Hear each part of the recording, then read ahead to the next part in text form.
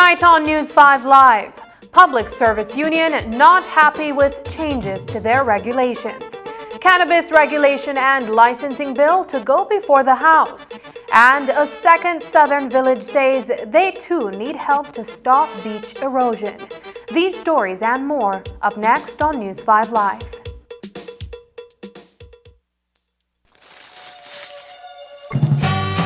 Las tradiciones son atemporales, pero mantenerse al día es necesario. DigiWallet me permitirá hacer todas mis compras favoritas. Es fácil y seguro. Solo es agregar dinero a mi DigiWallet y ya puedo irme de compras en mis tiendas locales favoritas. Oye tú, a mi familia le encanta. A mí también. Es nuestra nueva tradición. DigiWallet, próximamente. Are you looking for the right product to keep your family and your home safe? Then Spark Alcohol is exactly what you've been looking for. It prevents the spread of many diseases. It's also fast drying, safe, and conveniently packaged in a spray bottle. Protect your family and your home with Spark Alcohol. Exclusively distributed by Unitex Company Limited.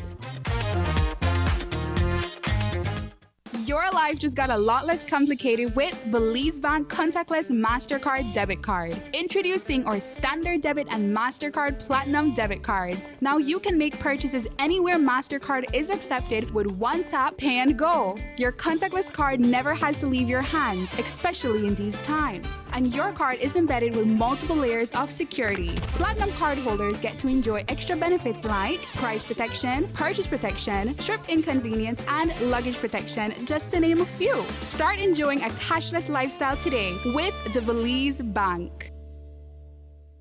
Es un hecho. Únicamente con Smart obtienes todo realmente ilimitado. Solo con Smart obtienes datos ilimitados en cualquier momento. Mientras que con el otro proveedor solo son datos dobles los fines de semana. Con datos ilimitados todos los días no hay necesidad de esperar, así que es un hecho que nuestros planes ilimitados superan a la competencia.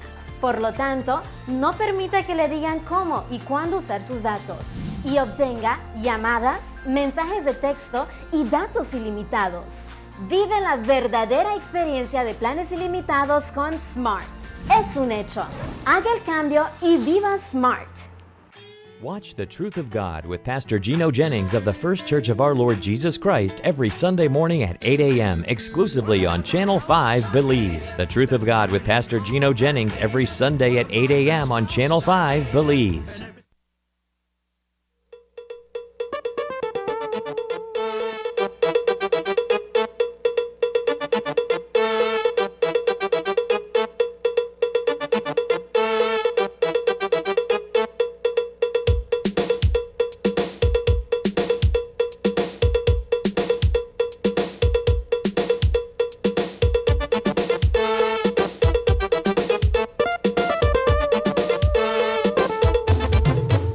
This newscast is brought to you by the Belize Bank Limited. Our country, your bank. Good evening and welcome to News 5 Live for Friday, February 18th. I am Sabrina Daly. Who will be the next Chief Environmental Officer? As News 5 found out today, the interview process has concluded and an announcement is soon to be made on the successful applicant. By natural progression, Deputy Chief Environmental Officer Edgar Eck could be considered suited to the post, given his 20-plus years of experience and the requisite degree in an environmentally related field. But some believe Senior Environmental Officer Anthony Mai is the front-runner. If he gets it, then he would be promoted once more within less than 2 years in the department, this time to the post as Chief Environmental Officer. The CEO, of course, reassured me that he would ensure that the process, the interviewing process, was independent and fair and transparent, and of course that he would look at the concern and provide a response. At least that's my recollection of the conversation. To date, I understand that absolutely no response has been provided to the concern of the officers In addition to that, the interviews went ahead accepting applications from people with management and administration for the post of Chief Environmental Officer. And there is now rumors that the candidate that had already been pinpointed by the Chief Executive Officer in that ministry, and I don't know if by extension the minister have or it will be announced as a successful candidate. And so this is what is happening right now.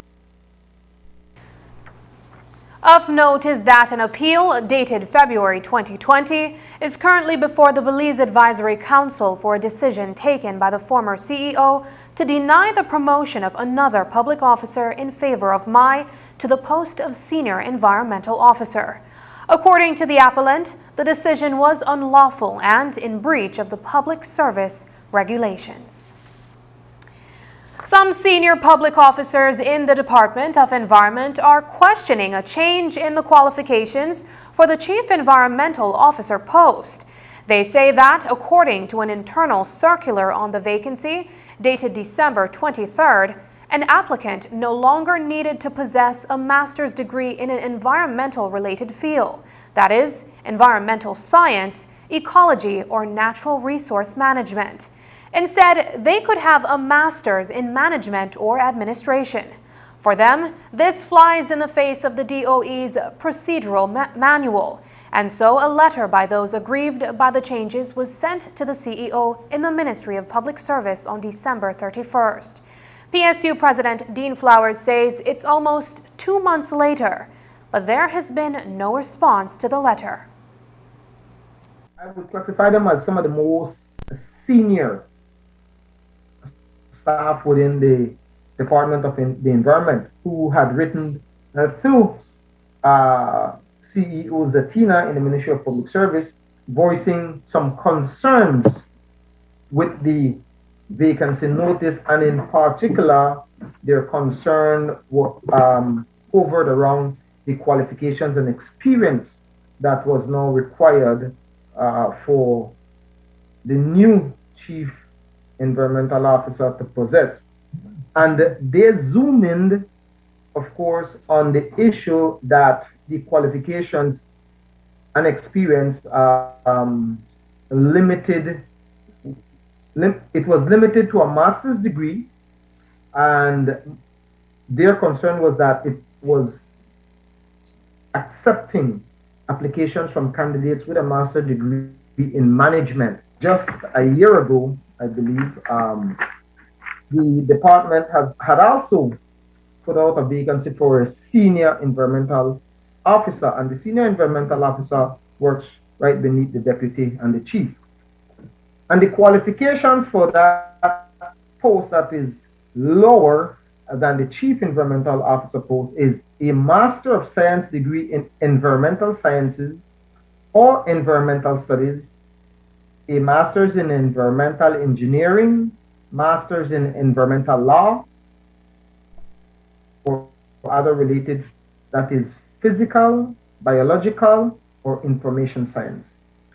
So they pointed out that there was something irregular about this, the qualification and experience for the chief, because when you look at a lower level post, it had higher requirements in terms of qualification and experience. So clearly, their concern was that this move to accept a master's in management or administration was effected to accommodate a particular individual. Back in November 2021, Alegria went on pre-retirement leave and officially retired earlier this month on February 8, 2022. A memo signed by CEO Dr. Kenrick Williams back then outlined how the duties of the post were split between Deputy Chief Environmental Officer Edgar Eck and Senior Environmental Officer Anthony Mai. PSU President Dean Flowers says that the long and short of the story is that, based on the procedural manual of the Department of Environment, no vacancy should have been advertised, and the Deputy Chief Environmental Officer should have been elevated to the post. Flowers says that changes in the regulation creates animosity among public officers within the department. These are the kind of anomalies that we keep pointing out to the Chief Executive Officer in the Ministry of Public Service, that we cannot continue doing these things much to the detriment of public officers, and not only the chief or other senior public officers who might have or will be disenfranchised, but also to the detriment of the very officer that is being touted, because then you create an environment of animosity, an environment of dislike, distaste. People feel that they were disenfranchised and an injustice was done to them. So the quality of service that goes back to the Belizean people is poor. We will take instructions from the members within that department, and all indications are that they will not be sitting down and watch this one go over like a lee breeze. It's really a sad situation for the Public Service Union and as myself as president, because the candidate in question that is being favored, I believe, is also a member of this union, as well as the other members that have been disenfranchised. So it puts us in a very delicate position, and it's a situation that we have to manage also very delicately. Shots were fired this morning on a busy downtown street, leaving one man injured. Reports to News 5 are that 25-year-old Lajeen Ramdas was at Minds and Hearts Car Wash on Albert Street when two men entered the premises and fired several shots at him. An injured Ramdas ran towards Anglican Cathedral College, but collapsed only a short distance from the car wash. He is currently hospitalized, undergoing treatment. Police say they are investigating. Coming up, the dignitaries turn out for the opening of the Muslim mosque. Details when we return.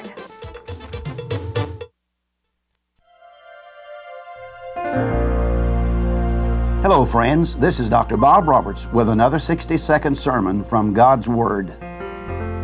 The Bible says, "But seek ye first the kingdom of God and His righteousness, and all these things shall be added unto you."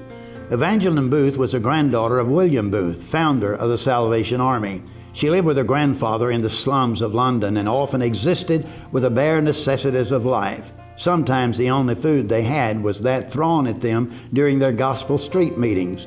Once, after returning from a visit in the home of a wealthy friend, she asked, "Grandpa, why don't we have things like other people?" "Things, dear? What do you mean?" asked her grandfather. She told him how nicely her friends were living, what fine clothes they wore, and what fine food they ate. He said, "Child, all my life I have given things little place in my life. I've given others a bigger place in my life, but above all, I've given God the big place in my life." Part of our journey in life is to learn values.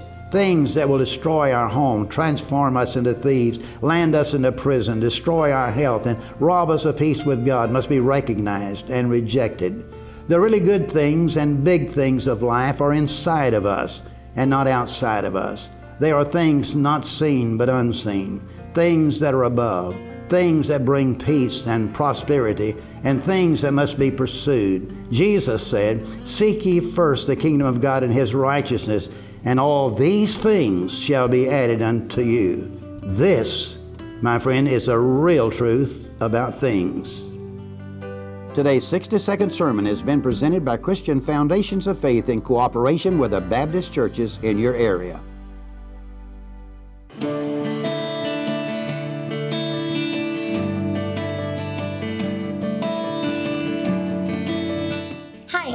Samrita Balani. I am originally from India but moved to Belize at the age of 2.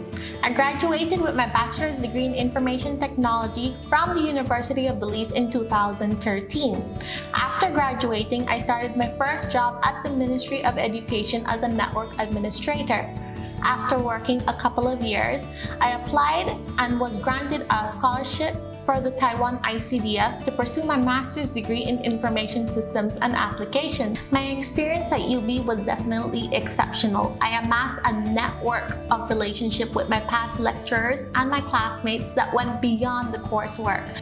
What I like the most about my job is definitely the human aspect of IT. Normally in technology, or normally you're in any field within IT, you're normally behind the computer, behind the scenes. But with Ministry of Education, we are making a difference in the children's education. We have a chance to do something that makes a difference. I like to be able to encourage females to join the field of ICT or any STEAM field. I feel like, the field is already male dominated. A lot of females don't feel like they fit in, or they have this notion that, a person in IT must look a certain way or they must dress a certain way. So I try to advocate to show them that, it's not the stereotype, that they can also join, they can, be female engineers and they can go very far. So I decided I would sign up for IT. My father was completely against it, but I was so determined to prove him wrong. And to prove everyone wrong that kept telling me that, IT is a male-dominated field. I would like to encourage you guys to join the UB family. There's a wide range of courses and programs with highly qualified professors. I would also want to encourage the females to join the STEM fields, and please join information technology. I am Namrita Balani, a proud Black Jaguar.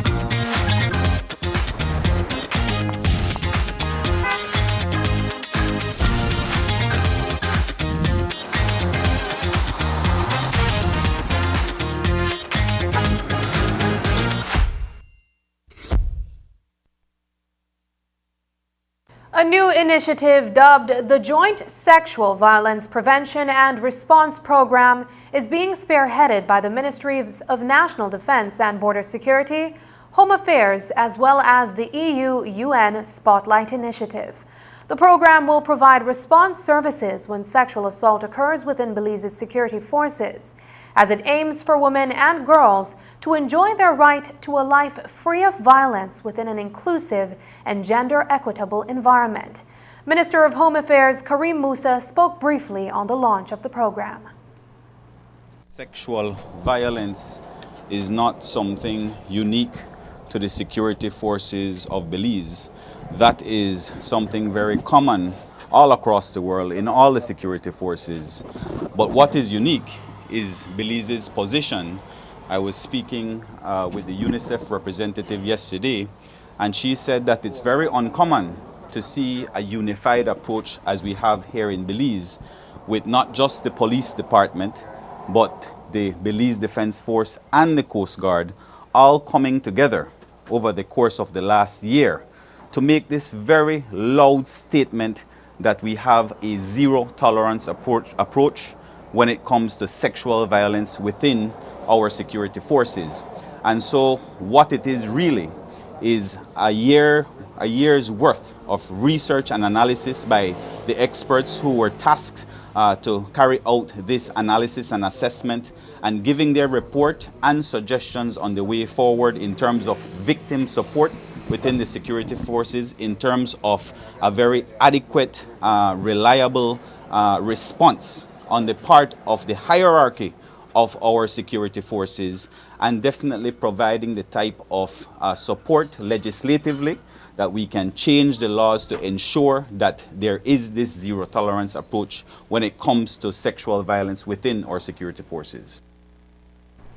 The Misuse of Drugs Act is once again before the House of Representatives as a proposed piece of legislation that will ultimately allow for the cultivation of cannabis for commercial use. While it had the support of the opposition, it stalled in the upper house because of certain concerns that were raised by social partner senators.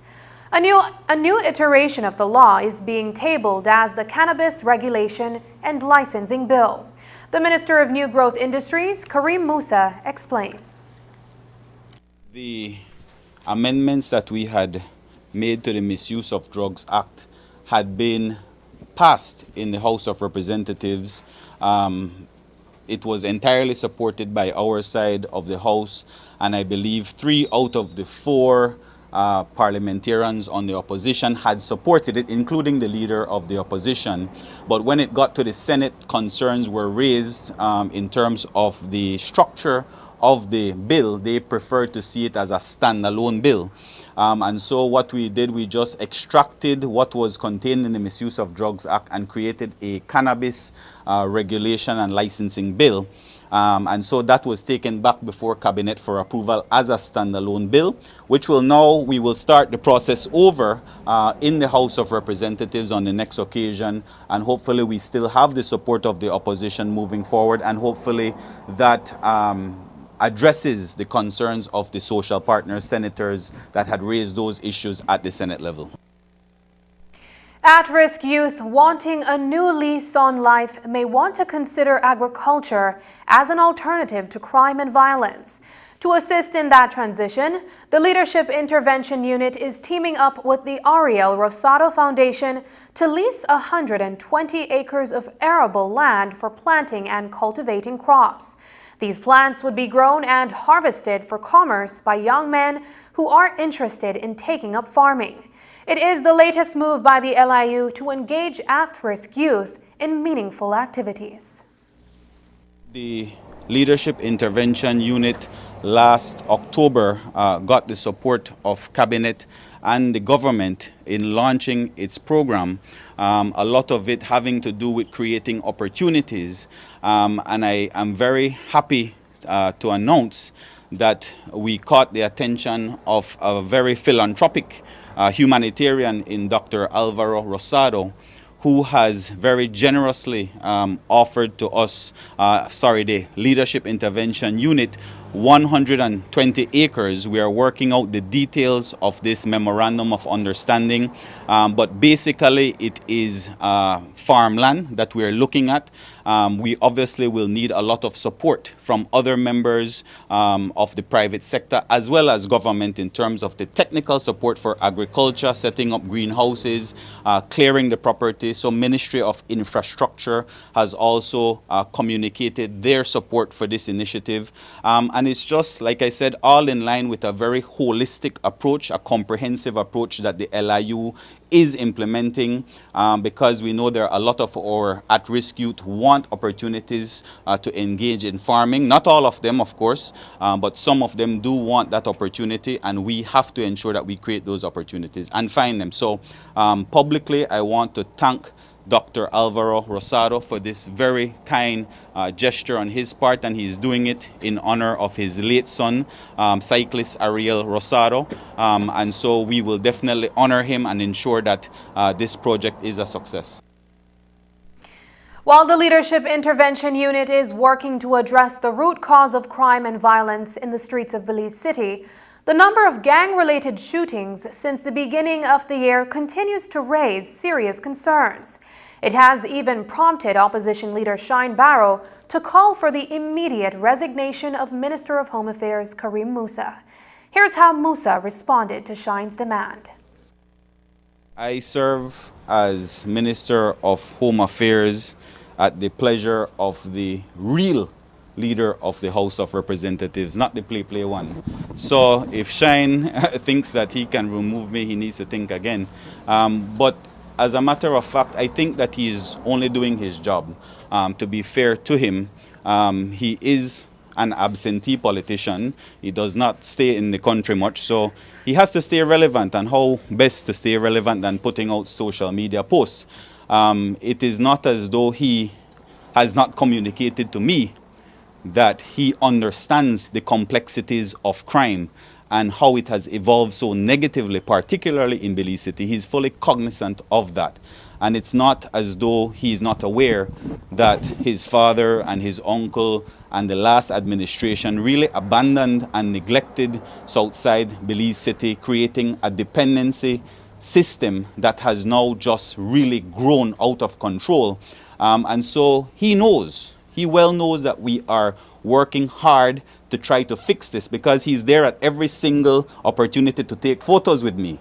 When we're at the prison, he is there as well. A new mosque was inaugurated in Belize City today, 2 years after construction began on a property acquired by the Ahmadiyya Muslim Jamaat in Belize on the George Price Highway. The event was attended by several area representatives and ministers of government, as well as church leaders from various denominations. News 5's Isani Kayatano reports.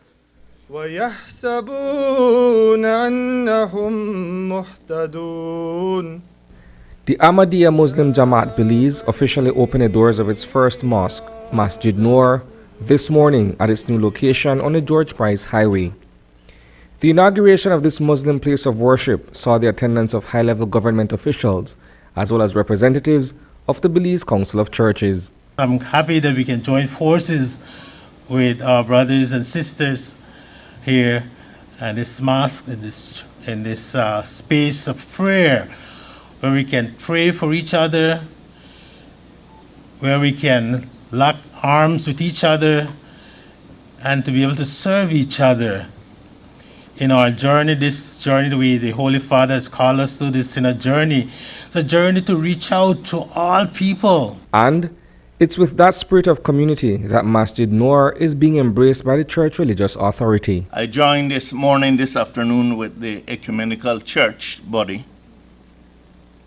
in our participation and in our active support of the opening of this sacred building, and in sharing what represents the spirit of ecumenism now and what it will mean for us in the future as we collaborate one with another. The work of the Ahmadiyya Muslim community in the intervening time since its establishment is noteworthy. It has assisted in social development in various areas, including sports and education. Belize City Mayor Bernard Wagner was among the many guest speakers at today's event. In Belize, the Ahmadiyya Muslim community is not numbered in the tens of thousands, perhaps. Not as yet. But despite that, what you have been able to accomplish in Belize so far is nothing short of amazing. And I wish for everyone here today to give you, your families, and supporters a rousing round of applause. Can I hear that, please?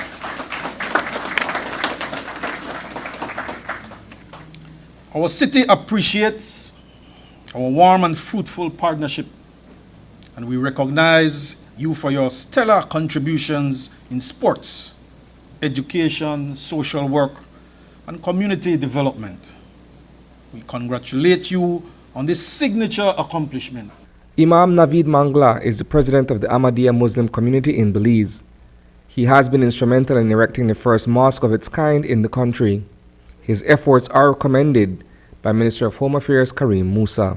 I must commend you and thank you for inviting me to this inauguration of the Masjid Noor Mosque here in Belize City. And if I may quote your Caliph, Mashallah, a very beautiful masjid has been constructed, and might I say, very speedily, Naveed, because when he told me a couple of years ago, when we were laying the first bricks, that this will take no time at all, I thought to myself, Naveed must be crazy. because I saw the size of the project, but look at us here only a year or two later, Naveed, so you were true to your word. The significance of the new mosque is not lost on the leadership of the religious community. Due to the mosque, God has opened so many different avenues for us. It's amazing to see that by the grace of God, everyone who would like to establish contact with the community now comes to the mosque and takes pictures with this state-of-art facility. Alhamdulillah, again, all praise belongs to God. People of Belize, for the most part, now believe in one God. A country dominated by 95% of the Christian faith has now come to terms with what Islam stands for. Reporting for News 5, I am Isahani Cayetano. The government is alerting the public about illegal online gambling sites. The Ministry of Investment says a number of companies are claiming to have licenses from Belize, but Mom Casino Limited is the only authorized entity at this time. The ministry says all others must immediately cease and desist because their operations are illegal, and users of these other sites are asked to stop doing business with them. The ministry reminds the public that all online gaming companies in Belize require licensing under the Gaming Control Act and its online gaming regulations. Licenses are only issued to companies of reputable standing and proven track records in gaming. For information on how to legally apply for an online gaming license, you can contact the Ministry of Investment.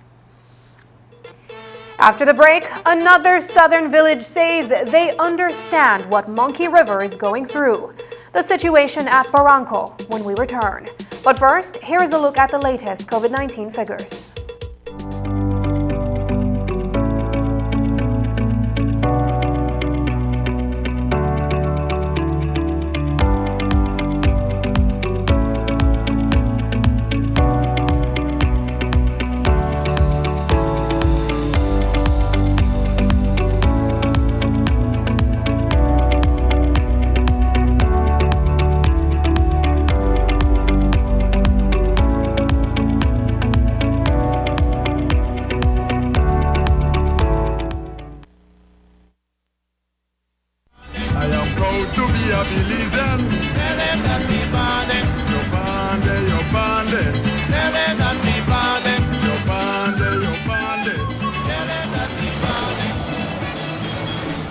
I've always enjoyed the different flavors of my country.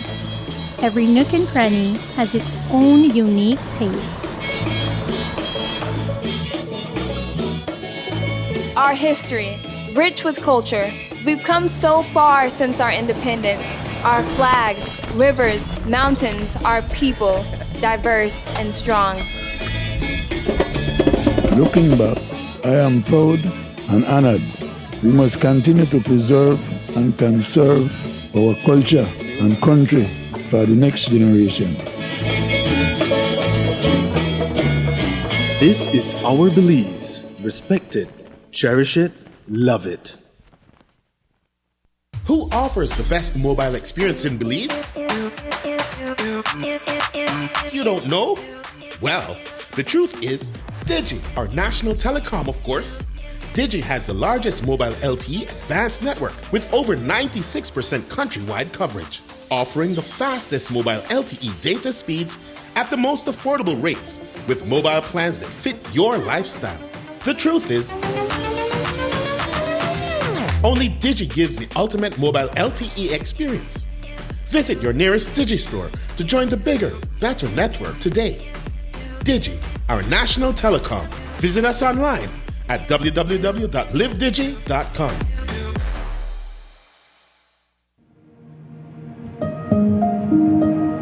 Through this process of the sidewalk and ramps construction, I will tell you that I was so excited because I envisioned how the sidewalks were going to be made and where were the exact needs of the sidewalks. Our students are coming back slowly.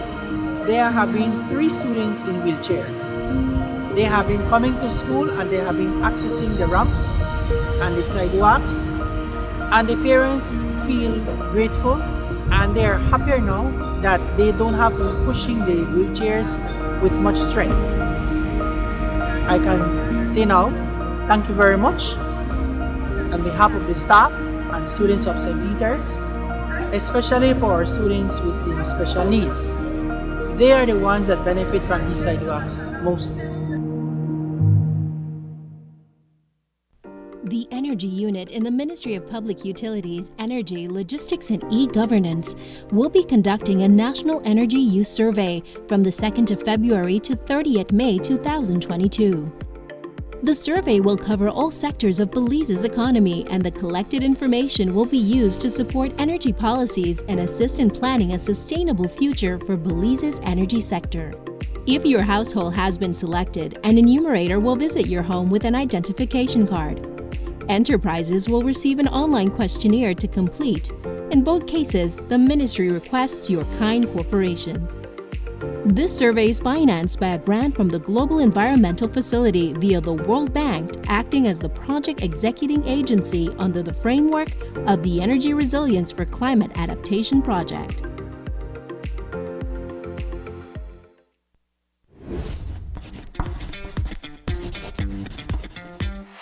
The ministry is collaborating with SpeedNet Communications to have a vaccination campaign for children ages 12 to 17 years. Children who get vaccinated will get a chance to win fabulous prizes, including backpacks with supplies, Nintendo Switch, tablets, book tuitions, and MiFi with 3 months data. Only children 12 to 17 years old can participate in this smart and Ministry of Health and Wellness raffle. At vaccination sites, each vaccinated child, upon being vaccinated, will receive a ticket to place their name, age, date of birth, BHIS number, and contact information on, which will be filled out by a parent or legal guardian. The sooner a person vaccinates, the more chances he or she will have to win. Get vaccinated, Belize! Vaccination saves lives. Earlier this week, Barranco residents turned out to protest logging concessions. The villagers say they have been excluded from conducting logging in the area and also from any consultation to discuss the matter. A News 5 team took the trip south to Barranco Village to look into the issue. The residents of Barranco Village, located some 17 miles from the junction with the Southern Highway, are up in arms that the logging concessions for the areas near their community were given to private entities, both from within their village as well as to outsiders, contrary to what was promised at their last consultation on the matter. Well, we need to be a part of it so that that can help us develop as a people, you know. This community is small. We have maybe even less than 30 families in this community right now. Most of the time we go fishing, we do leaf farming, you know, I do logging in at the past. Small time with loan chainsaw permits and so on. That's how we survive, yeah. And you know what the chairman said to the people who applied?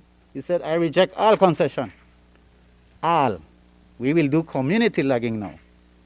That's what he said, right? But when we get to know the other night, that's not community. But you're a part of the council, sir. Exactly. I didn't know nothing. That's very wrong. What you think about that? No, man, we know the connect, we know the communicate. It's like a repeat of what we protested against in 2018. What was that? That concessions, Barranco people had applied for concessions and they were denied. We've been told of people from Punta Gorda town, politically affiliated people, you know, who also received concession within the area. No meetings have been held, no consultation, any at all. The Minister of the Environment, Orlando Habet, is out of the country, but he has indicated publicly that most of the people who have received logging permits have also then subcontracted those permits to other people outside of the community. But the exclusion of the communal logging permits for Barranco is not the only problem the residents of the small fishing village have. They are upset that the access road, which is already in a terrible condition, is now being made even worse by the heavy-duty equipment and tractors that the loggers take in to extract the remaining trees. They say the road dilapidation is also taking away other income-generating opportunities. When these heavy equipment come in, the damage that is done to the road, and when we have the market bus that goes out, we have the school run that goes out that has to take children to TCC in PG and to Corazon, and then these children get stuck out there, can't reach school on time. You know, it damages the vehicles. You know, it makes accessibility, what used to be like a 45-minute drive is now about 2 hours. When the Minister of Infrastructure Development, Julius Espat, was asked on February 2nd about the degradation of the roads earlier, he said, "There is just not enough money to resurface all of the roads in southern Belize, but that efforts are being made to at least improve their condition." There is nothing we can do in 1 year or 5 years or in 10 years to relieve the problems that the South has when it pertains to infrastructure. We have just come out of that meeting with the Ministry of Finance, as I said, to be able to request a substantial increase in the allocation for the road network in the South. They have informed us that they are considering our proposal. I would say we are I'm saying we are 90% sure that they will give us what we are asking for. I'm hoping that it doesn't decrease. If that happens, then what we will be doing is purchasing more equipment for the South. If the road condition is addressed, then Barranco can once again be within reach of tourism dollars. And about their issues with the logging permits, the Barranco Village Council is planning a community meeting this Sunday to discuss those matters. Reporting for News 5, I'm Marian Ali. Barranco Village was established in the 1800s. Its residents are mostly Garinagu who rely on fishing and farming for their livelihoods. The laid-back community also makes for a great tourist attraction. But over the years, Barranco has been losing its beach. It is a natural progression that the people have been appealing for help to address. But up to now, they say they haven't gotten any assistance. News 5's Marian Ali reports. Barranco Village is a tiny coastal community with a breathtaking view of the Caribbean Sea from atop its naturally elevated cliff, as it is called. But, similar to what is happening not far away in Monkey River Village, Barranco is losing its beach to erosion. The seafront, man, it's terrible. That place washed away about 100 or more feet for the last about 20 years. Barranco is about 15 feet above sea level, and I'm probably sure by now it has gone down somewhat. The cliff is where the roughly 100 residents of the small fishing village go to relax. It is where they can get an impressive view of the sea, and in the distance, villages in neighboring Guatemala. This structure was only 10 years ago a club where the villagers and visitors alike used to retreat for recreation and socializing. It now stands on unsteady ground, weakened by the constant and unforgiving tidal waves that drift to shore. But if aggressive reclamation is not done very soon, all that is left now will also be consumed by the sea. And homes are in danger of being... Eventually, because we do have homes that are built on the cliff, and it wasn't there 5 years ago.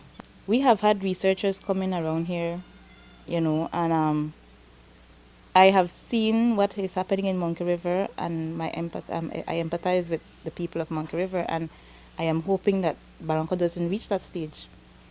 So whatever advice or whatever assistance, whether it means that we need to build a wall for the to capture back the sun when it comes in, you know, to build up back the beach, and in doing that, then that water will no longer hit the cliff, because then, you know, the wall will be there, the sun will be there. What's the village council saying about it? We haven't had a meeting in a while. Barranco Village activist Beatrice Mariano told News 5 that their cries have gone unanswered so far. We have been crying to the government or, you know, entities that could assist with what's happening. The amount of beach we have lost already. We practically don't have any beach. All the mangroves at the front are toppling over, and now the sea is now hitting the cliff. Mariano and the rest of the villagers are hoping that when the story of their village is exposed, they will receive the help they have been clamoring for. Reporting for News 5, I'm Marian Ali. President of the Public Service Union, Dean Flowers, says the PSU has just found out about amendments to the Judicial and Legal Services Regulations. Those employed under the Attorney General's office are no longer guided by the Public Service Regulations. He says he was only made aware of the change this morning.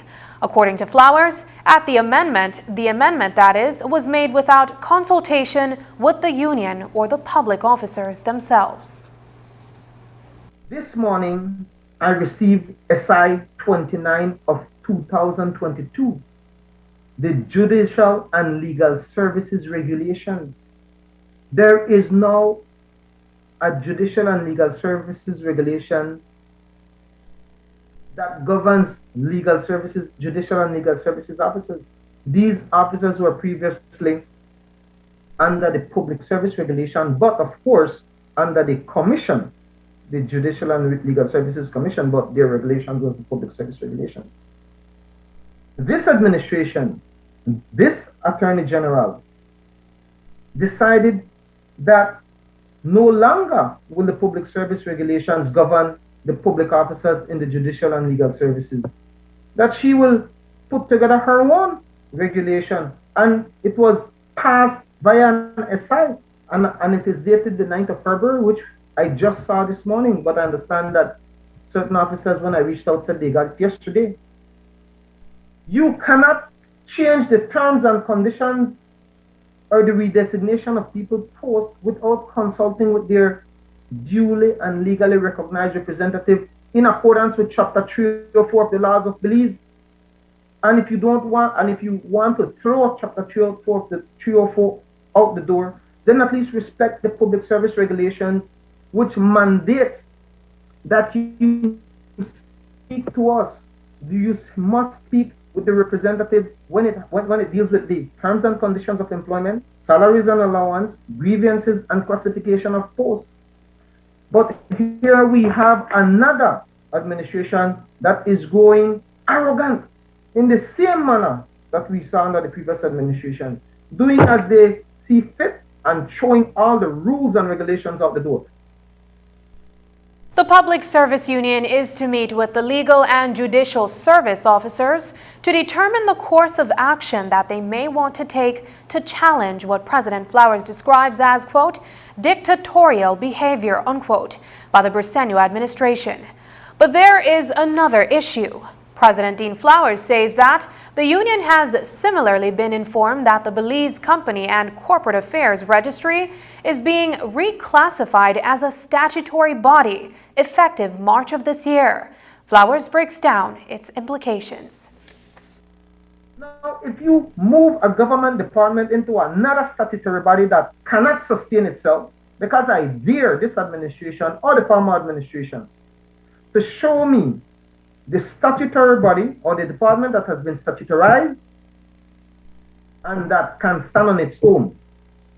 We continue to pump millions and millions of dollars into these statutory bodies, and without any accountability. None of them, I have written to the government asking for financial statements for all these statutory boards that were subsidizing. The abuse that we see in the public service is the same kind of abuse and maybe more in those statutory bodies. And there is absolutely no accountability, and we continue to pump subventions and subsidies into them. Now here we go, wanting to statutorize another government department. And no consultation with the workers' representatives, no open consultation with the workers so that we can hear from them, we can give their suggestions, so that we can ease their fears that their conditions of service, their benefits will not be lost. What is it that we can negotiate on their behalf so that as they transition into this new statutory body, that they go in or choose to leave if they're not comfortable going into it. I mean, you cannot continue to operate in this dictatorial manner. Earlier this week, the International Monetary Fund, IMF, met with union leaders on the state of the economy from their perspective. As an affiliate of the National Trade Union Congress of Belize, the Public Service Union was also invited to the meeting. President Dean Flowers says it is his third year of participating and that nothing came out of the meeting. Really, it's just a dialogue about where we are economically, the opportunities that exist, the constraints that the country is under, and the fiscal policies that can be adopted for the future. So it's not really a conversation to uncover anything. I think for the most part, the IMF normally uncovers things based on what we say to them. They spoke a little bit about the economy, of course, the economic development of the country thus far since their last visit, and debt reduction. Then, of course, the heavy talk that they normally want to bring at us is of course, public sector pension reform and the wage bill. And we said to them what we say to them every single year. Belize does not have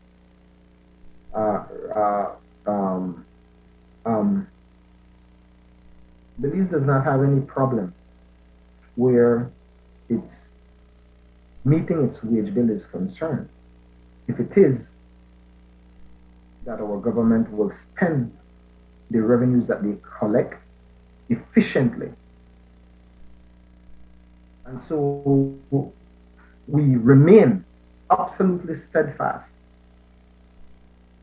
that we would rather die defending our pensions than to engage in any discussion surrounding public sector pension reform that does not also come with political and tax reform. The Super Bond and the Blue Bond were also discussed during the meeting. If you love lobster, you better buy it or order it at your favorite restaurant within the next few days. The season closes February 28 and does not reopen until June 30th. The Fisheries Department is reminding the public this spiny lobster closed season aligns with the regional lobster regulations implemented by the Organization for Central American Fisheries and Aquaculture Sector. Anyone in possession of lobster during the closed season will be prosecuted in accordance with the Fisheries Resource Act, Revised Edition 2020. The Fisheries Department also reminds fishers that lobster traps should be removed from fishing grounds during the closed season. The department will be actively enforcing the removal of traps from the waters during this period. Just ahead, get vaccinated if you want to enjoy spectator sports, says the Minister of Health. But first, here is a weather update with data from the Belize Met Service. This weather update is brought to you by SMART.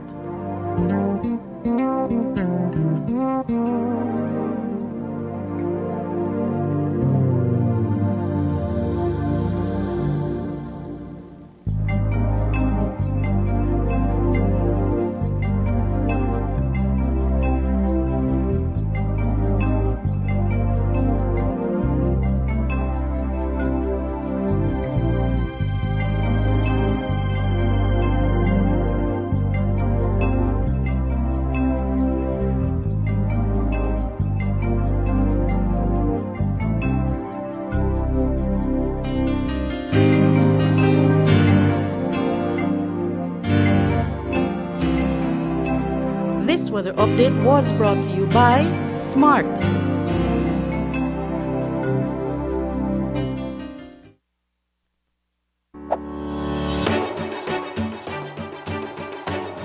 Small and medium enterprises, or SMEs, in tourism are invited to submit proposals for financial incentives under the Matching Grant Program, or MGP. The MGP is an activity under the Sustainable Tourism Program which provides funding to support projects that are beneficial to tourism, including COVID prevention, environmental, skills development, technology investment, marketing, or economic development. Targeted sectors include accommodation, food and beverage, transportation, travel trade, events and conferences, adventure and attractions, tourism services, tourism education and training, and other tourism-related services. Interested SMEs must complete and submit the required expression of interest forms for assessment and eligibility by February 21 at 4 p.m. Submit your expression of interest today. For more information, WhatsApp 67grant or 674-7268. Email grant.unit@belizetourismboard.org.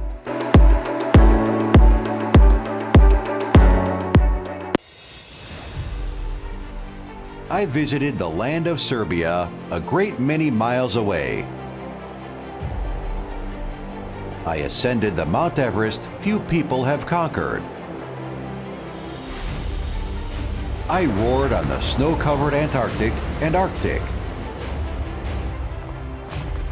I rolled swiftly across the vast, untamed desert. Linglong Tire conquers every corner of the world. Distributed by Enrique Martinez and Sons Limited, 2 miles Philip Golson Highway, Belize City. New Year's is a time for us to make hearty resolutions that will help us better our lives, and then promptly forget about them. However, there are some resolutions we shouldn't forget about. Join us for our new series, 100%, where we'll be talking about being 100% in on things like our relationship with God, our spouses, finances, and more. Tune in at 10 a.m. right here on Channel 5 Belize. In these trying times, Smart is here to lessen the burden.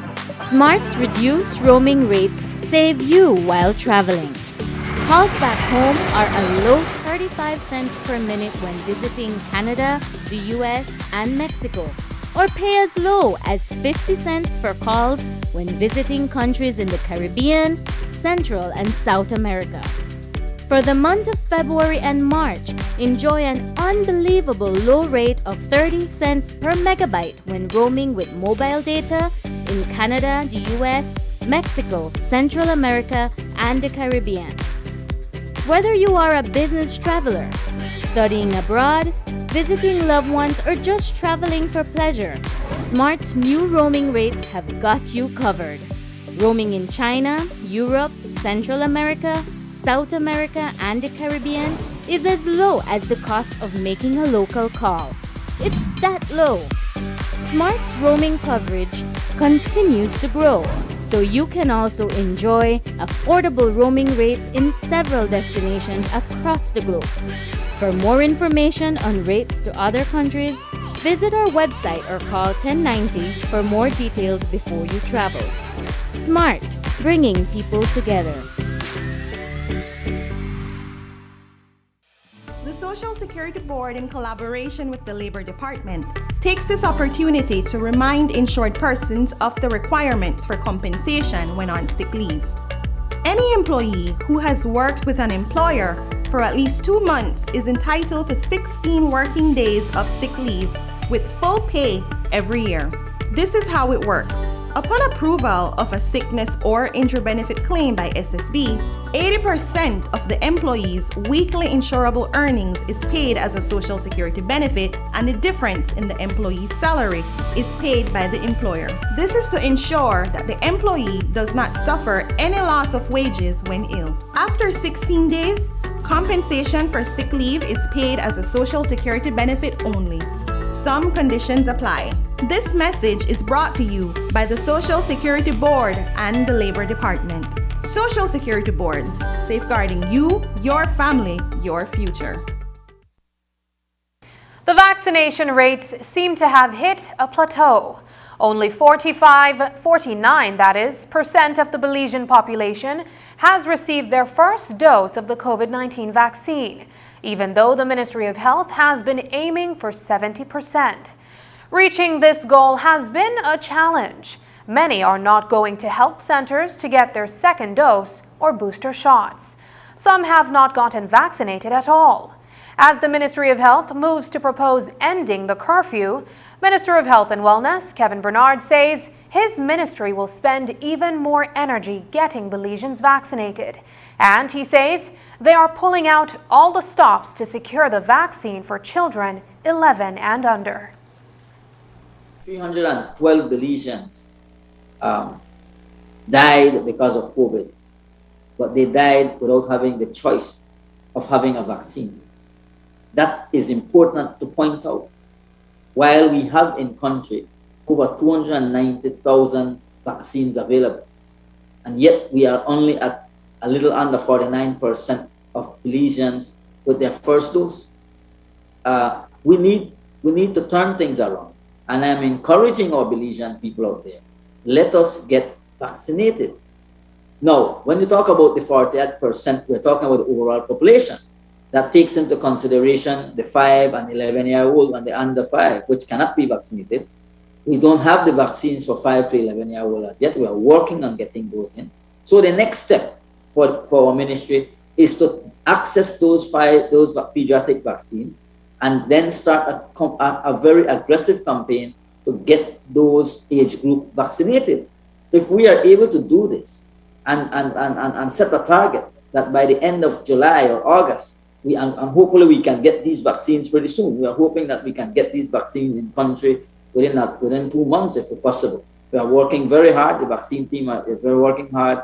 And through the Ministry of Foreign Affairs, they have been as well dealing with bilateral arrangements to try and get these vaccines. If we should get these vaccines in country, I would love to see the Belizean people, especially the parents, put the very much serious effort in getting these young population vaccinated. That will more likely take up our target that we wanted. As the nation continues to open up, more and more sporting activities are occurring across the country. The Ministry of Health confirmed that it gave its approval for an upcoming river race, and organizers have announced that everyone involved, including spectators, must be vaccinated. We asked Minister Bernard about the plans in place to mitigate the risk of an outbreak at mass sporting events. We have agreed that sports would have been open up. Sports has been opened up way back before I became the Minister of Health, something that I had lobbied as the Minister of Sports, where we allow fans at 50% capacity, but it's allowed for vaccinated persons only, especially in indoor facilities. That's another one of the recommendations that we are looking at in terms of expanding that for sports and for other small events. We feel that, like I said, as you start to ease some of the restrictions, there has to be some control as well. And that control is that these things should be enjoyed by the persons who have been vaccinated. So in the case of the La Ruta Maya, they have submitted their plan. I think it was a well thought out plan. They have a good, they have met with the Ministry of Health, through the Ministry of Sports as well, communicated with them. In fact, I personally met with one of the organizers and explained to them what we expect from the Ministry of Health's perspective in terms of how this race should be had.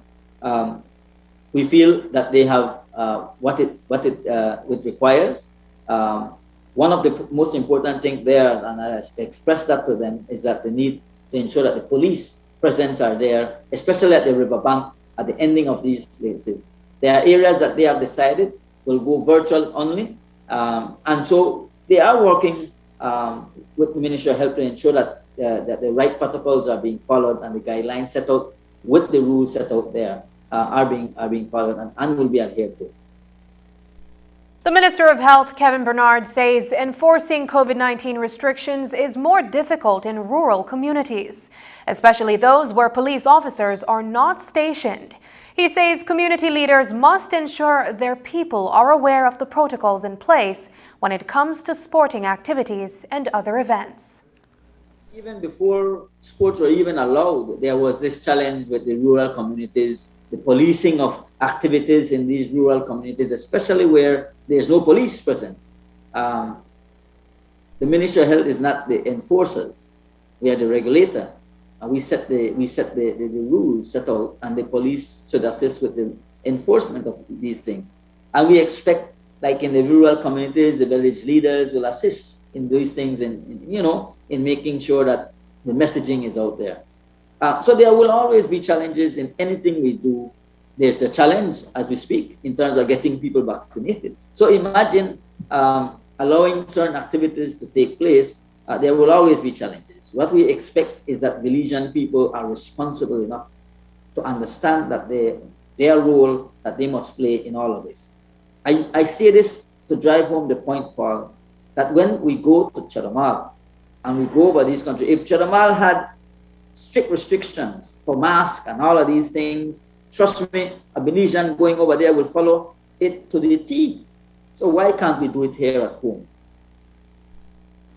A virtual musical tribute is being held in honor of the life of musician Edwin Shaw.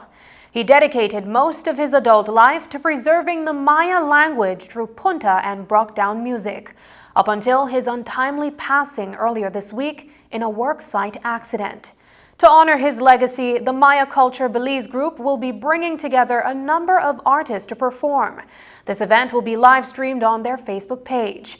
The tribute will also include a fundraising drive to support Edwin Shaw's wife and unborn child. Earlier this week, we spoke to Alex O, Shaw's musical partner, about his intentions to continue building upon Shaw's legacy. He showed interest from he was a very small young boy. You know, at the age of 12 or 10, he approached me and he said he wants to learn keyboard. And I gotta admit, the man is better than me now. You know, like they said, the students become better than a teacher, you know. And growing up, his love for music was always keyboard. And he was always doing, how can I say, like just bringing out lyrics out of his head. And he said one day he will do music, you know. And my love for music, I always loved music, so I started a studio with me and he started together. You know, yeah. What's your name? So the name of the studio, when it started, was SMG Studio. So after a while, we changed it and we said, since we're doing Maya, we should change the studio name to Amaya. So we changed it to Akawada Studio. And Akawada in Maya means, you don't say it, you know. So it's a phrase that we love to use. So like it's a Akawada, you know. So from there, we started the studio together, and that's a big loss for the studio. Losing Mr. Edwin Shaw is a big loss. And I want to continue his legacy. He would be proud, you know, to continue what he started. Up next, on this week's edition of The Bright Side, a robbery changed his life forever. Find out how this young man is carrying on a delicious family tradition. Stay with us. We have been a partner with Smart for over 10 plus years. We have a full Smart plan we use as our major driver for our business. We have a service that rolls over in that if you call one and it is busy, it rolls over to the next line. So once you call us, you can get us at any time. Before we got this Smart service, we were paying upwards of nearly $2,000 in phone bills. Since we've had our Smart service, we pay an average of about $600. So we've had tremendous saving, more than 50%. For the businesses, if you want to save money, switch to Smart because it is far more cost effective and the service is excellent. Smart continues to be innovative in bringing new technology and meaningful savings during these challenging times to businesses across Belize. Sign up for our VoIP technology or broadband packages and save more.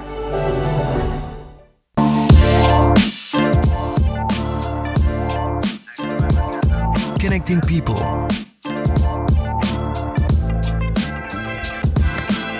Creating memories. Hey guys, so here we are at the Glaze Out Kitchen. I just prepared this amazing broccoli. Sharing a smile. NextGen, the ultimate digital experience.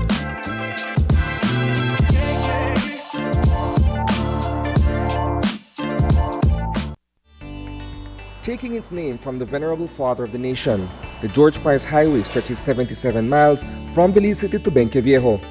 Originally built in the 1930s, this cross-country highway system is the artery that links Belize to Central America at the western border with Guatemala. That connection facilitates overland trade, supporting Belize's economic development.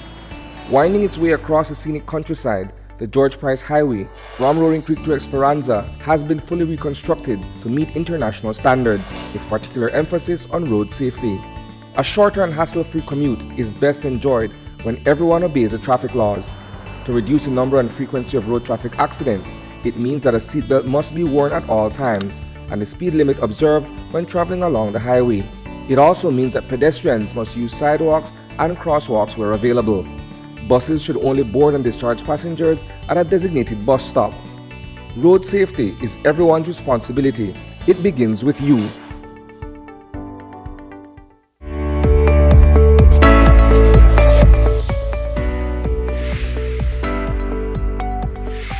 What is the Pfizer COVID-19 vaccine? The Pfizer COVID-19 vaccine is an RNA vaccine that triggers our immune system to develop antibodies against the SARS-CoV-2 virus that causes COVID-19. It helps to reduce hospitalization, severity of the disease, and death. What is the Pfizer vaccine made of, and is it safe? The Pfizer vaccine is made up of mRNA messenger ribonucleic acid, which are molecules that carry the genetic information needed to make proteins, lipid, salts, and sugar. It is safe for persons 12 years and older and does not contain the COVID-19 virus, hence cannot cause infection. Tests have shown that the vaccine is effective against current virus variants. Who should take the Pfizer vaccine? The Pfizer vaccine should be taken by persons 12 years of age and older who do not have severe allergic reaction after a previous dose of vaccine or have not had severe allergic reaction to any ingredient of this vaccine. 2 doses of the vaccine are required 3 weeks apart. If you are between the ages of 12 and 17 years, you are required to present a signed consent form before you are vaccinated. What are the side effects of the Pfizer vaccine? Some common side effects of the Pfizer vaccine are headache, fatigue, muscle pain, fever, chills, and swelling at the injection site. If side effects persist, contact your doctor as soon as possible. Does the Pfizer COVID-19 vaccine prevent infection and transmission? No, vaccination alone does not prevent infection and transmission. We are still required to continue to wear masks properly, physically distance, wash and sanitize hands often, practice proper coughing and sneezing hygiene, and avoid crowds.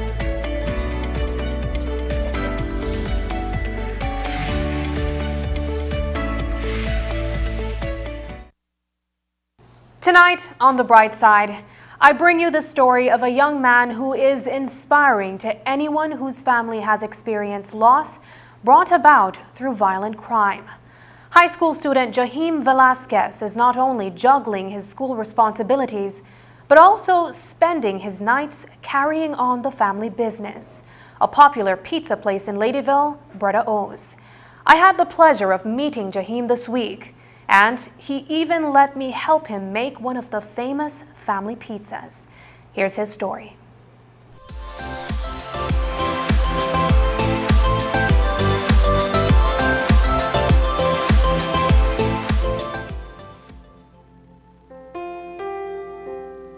Shockwaves ran throughout Ladyville on Monday night as 32-year-old Orin Velasquez was shot dead during a robbery at his business, Breda O's Pizza on Paris Road. For thou art with me, and I rather thy staff they comfort me. And hundreds of residents gathered in Ladyville on Tuesday night to also offer comfort through kind words and gestures to the family of Orin Velasquez. In July 2020, a hardworking man and provider would be taken away, leaving them to circumstances unknown. A wife without a husband and children without a father. He was just amazing. He was an amazing man. I never imagined my life without a dad.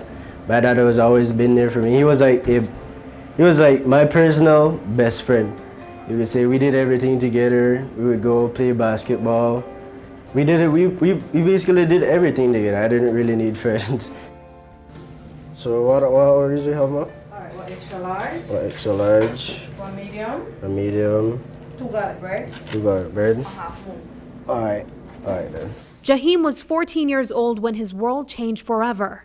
But now, less than 2 years later, he leads his family's business alongside his mother. Both parents raised him to be self-reliant. My dad, he taught me how to be independent, how to be strong. You know, sometimes we would sit on our balcony outside, and you know, my mom and dad would talk, and he said, son, you know, one day me and my mom, one day me and mom won't be here. You know, you gotta be strong, you gotta be prepared. Okay, so let's begin. All right, okay. Let me give you your space, and then you could just tell me what to do. We're gonna start off by measuring it. It's Okay. supposed to be 15 ounces. Oh, so you measure Yeah, the we dough. measured the dough.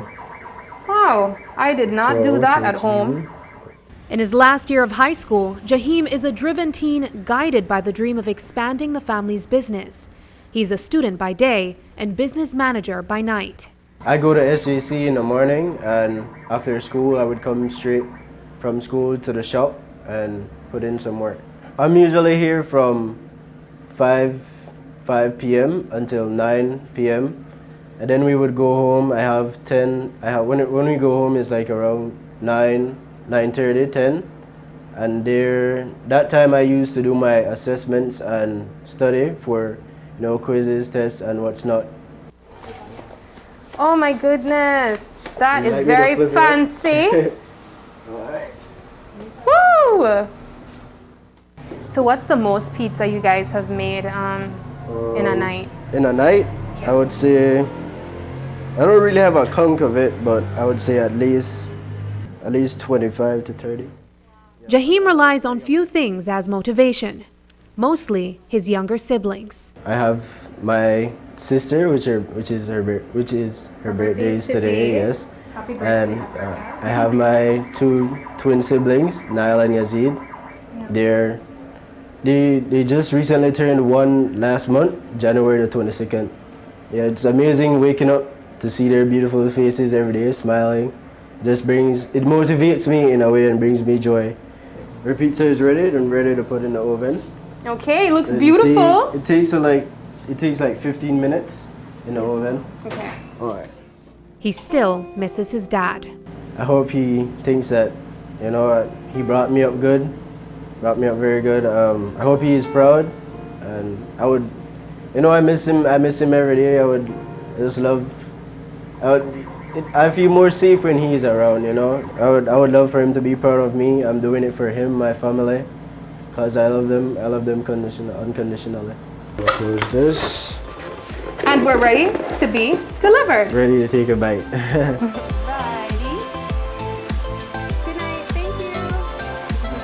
Looking on the bright side, I am Sabrina Daly.